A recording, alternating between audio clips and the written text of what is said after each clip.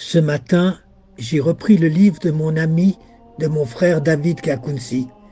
J'ai continué la lecture de ces pages, celle de ces funestes années 1994.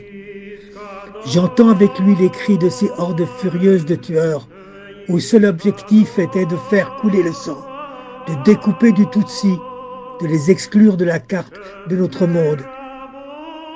Alors, avec lui, je m'interroge. Je lève les yeux au ciel. Mais où avait passé en ce moment Dieu? Où avait passé l'humanité? Où avait passé chacun de nous, prétendant parfois jusqu'à présent n'avoir rien vu, n'avoir rien su? J'ai continué à tourner les pages, redonné la parole à son rêve, rejoint les rivages de sa mémoire, des sons des musiques, et me suis laissé enchanter de ne pas oublier l'espoir.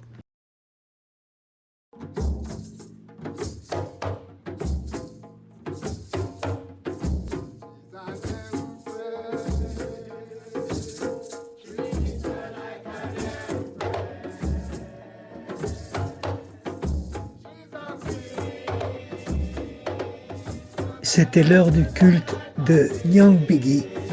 Oui, chaque chemin est un miracle. Toutes les pierres de cette île portent en elles l'esprit de la reine prêtresse chamanique du Rwanda.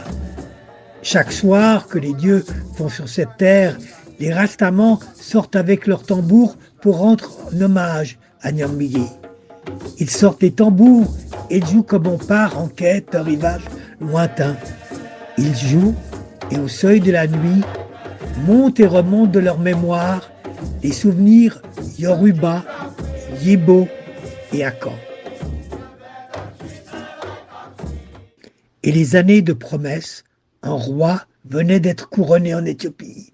Et la prophétie annonçait qu'il serait le Rédempteur tant attendu. À la seule évocation de son nom, les villages s'illuminaient de joie et d'espérance. Haïlé Sélassié n'était-il pas le lion de Juda, le roi des rois, le conquérant venu pour briser toutes les chaînes de l'oppression? Sélassié n'était-il pas le descendant du roi Salomon et de la reine de Saba? Tout le monde se mit à parler de l'Éthiopie et de l'Afrique. Le moment tant espéré était enfin arrivé. La fin de l'exil de Babylone était proche.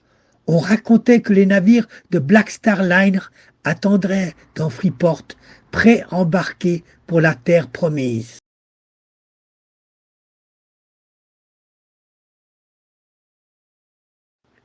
Kingston, Jamaïque. Chaque soir, lorsque la lune jette son dévolu sur ce morceau de terre, les Rastamans dessinent sur la peau de leur tambour des couleurs vives de flamboyance, rouge pour le sang, jaune pour l'or, vert pour la terre d'Afrique. Ils frappent leur tambour, la tête levée vers le firmament, en invoquant à haute voix le nom de Jah Rastafari.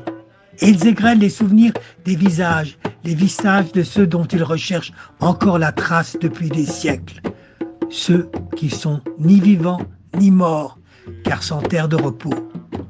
La mémoire polyphonique des Rastamans martèle leur tambour tout en déroulant des mythes circulaires relatant des histoires sur Babylone et Sion. Des histoires d'un voyage ascendant vers une terre où il ne fait jamais nuit.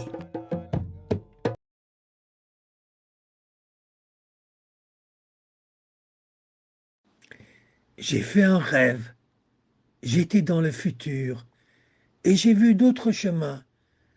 Nous sortirons de la pensée microscopique et nous dirons, nous, la rivière Rusizi, nous l'Afrique, nous la planète, nous l'humanité, nous les étoiles, nous le cosmos.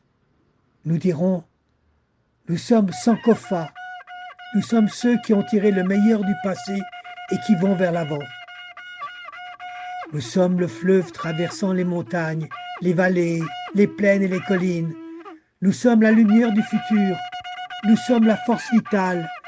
Nous respirons et nos rires résonnent aux quatre coins de la planète. Et nous déclarons l'Ubuntu comme philosophie. Au-delà de nos différences et de nos apparences, chaque personne appartient pleinement à l'humanité commune. Nous sommes tous les enfants de l'hiver. Nous déclarons la convivialité et la solidarité comme devise. Nous serons les uns pour les autres. Nous sommes liés et nous espérons la terre comme terrain d'entente. Nous déclarons l'égalité. L'égalité et chaque personne sera libre. Et que le droit jaillisse comme une source d'eau cristalline. Et que la justice coule comme une rivière intarissable. Et que la paix règne.